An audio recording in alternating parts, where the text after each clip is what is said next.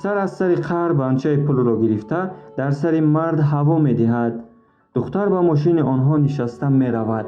قسم دوم قصه عروس جین زده را پیشکشتان می‌گردانیم. پسر خیلی غمگین می‌شود و از دروازه می‌دراید. اول به مادرش هیچ چیز نمی‌گوید، اما همسایه‌ها از دور و نزدیک به عروس بینی آمدن می‌گیرند. مادرش به همه می‌گوید که کلین را برای طبابت به خانه مادرش روان کردیم. مادر برای پرسیدن احوال کلینش به خانه قداها زنگ زدنی می شود، اما پسر او را منع کرده می گوید که دیگر زنگ نزند زیرا الکی طلاقش را داده است. مادر از این خبر حیرت زده می شود و پسر همه اش را نقل می کند. همین طور خانه که یک روز پیش در آنجا توی بود، آدمی دیدگی نمی گفت که توی خانه است. همه به فکر فرو رفتگی، همه در حیرت مانده بودند. پسر آن روز را شب کرد، اما حیران شده بودند که برای چی عروس برای بردن سر و لباس و جهاز عروسیش نمی آید. از بین یک روز می گذرد. پسر صبح با پدر و مادرش سر دسترخوان نشسته بودند. ناگهان از پشت دروازه آوازی بلند ماشین می براید. پسر از جای می خیزد و از دروازه بیرون می شود. می بیند که همان مرد در پشت دروازه ایستاده است. مرد از گردن پسر می دارد و به یک طرف می برد. پدر پسر فکر می کند که پسرش را می زنند و زود از دروازه بیرون شده به طرف مرد می گوید: ای شما از همین بچه من چی می خواهید؟ همان عروس پروس را کو بردید؟ آخر مانید به حال خودمان زندگی کنیم. پدر پسر به غضب آمده بود، اما مرد آرامانه به طرف او نگاه کرده می گوید: امک، من پسر شما را حرمت می کنم. تنها با او یک دو سخن دارم و از اینجا می روم. مرد پسر را به یک طرف می برد و می گوید: ببین رفیق، عروس نه از تو بوده است و نه از من. او بر وقت پیش از من و تو با یک نفر دیگر عشق و عاشقی کرده است. او مرا فریب دادنی بود گویا تو به وی رسیده باشی، لیکن من در بیمارخانه شناسهای زیاد دارم.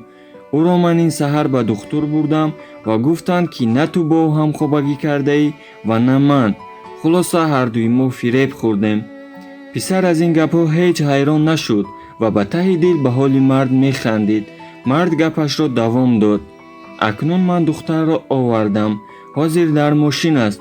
او را در خانه شما میمانم و به پدر و مادرش زنگ زده گوی که آمده او را برند. به پسر این گپی مرد خوش نآمد و خواهش کرد که مثل دیروز همه کس از خانه آنها روند. اما مرد دستان پسر را سخت پخش کرده بخشش پرسید و رفته به ماشین نشست. پسر فکر کرد که آنها می روند و دیگر بر نمی گردند، اما ماشین همگی چند متر بالاتر رفت و در قفایش گشوده شد و عروس از ماشین فر آمد.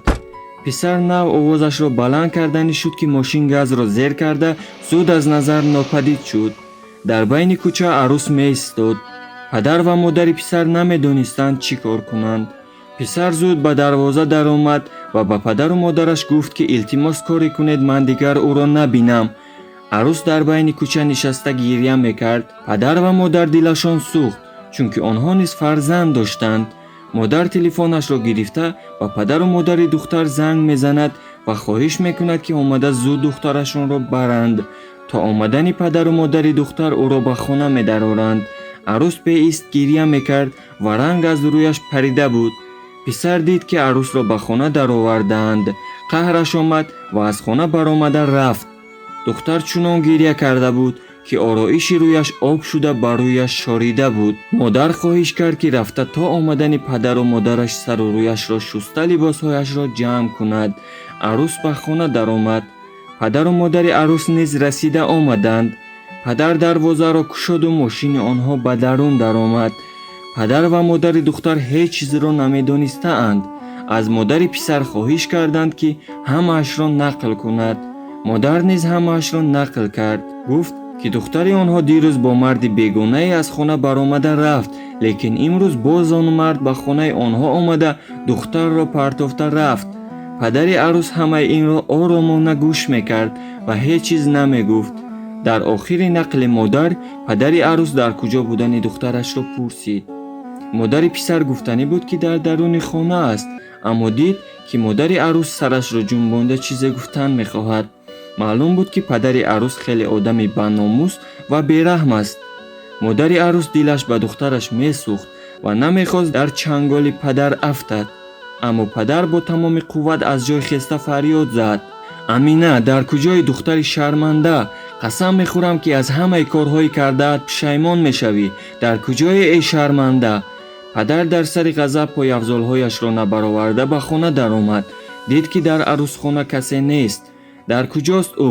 пурсид падар аз соҳибхонаҳо, дар чашмонаш оташ даргирифта. овози модари писар ларзида: шояд дар ҳаммом бошад, гуфт ва ба тарафи ҳаммом нишон дод. падар мушташро сахт карда ба тарафи ҳаммом рафт. дари ҳаммомро сахт кушода дид ки духтарашон дар замин хоб аст ва дар хун оғӯшта аст. фарёди модар аз ҳаммом баланд шуд. дар ин вақт писар дар мағоза бо дӯсташ суҳбат дошт. ногаҳон ба телефонаш занг меояд. писар телефонро ҷавоб медиҳад. аз он тарафи телефон овози баланди падари арӯс баланд мешавад: ман дасти духтарамро ба дасти ту дода дуо дода будам. ҷавоб мегӯӣ. телефон хомӯш мешавад. ногаҳон дар пеши мағоза мошини милисаҳо манъ мешавад. поёни қисми дуввум. дар қисми сеюми қисса падари духтар кӣ буд ва духтар чӣ мешавад? он марде ки духтарро рӯзи дуюми тӯй бурда буд дар асл кӣ буд? барои чӣ ба писар дуюмбора занг гирифтанро иҷозат намедиҳанд? дар беморхона чӣ гап мешавад? ин ҳамаашро дар қисми сеюми қиссаи арӯси ҷинзада гӯш кунед. ба канали Хун обуна шавед ва интизор бошед. бо эҳтироми бузург, Хун.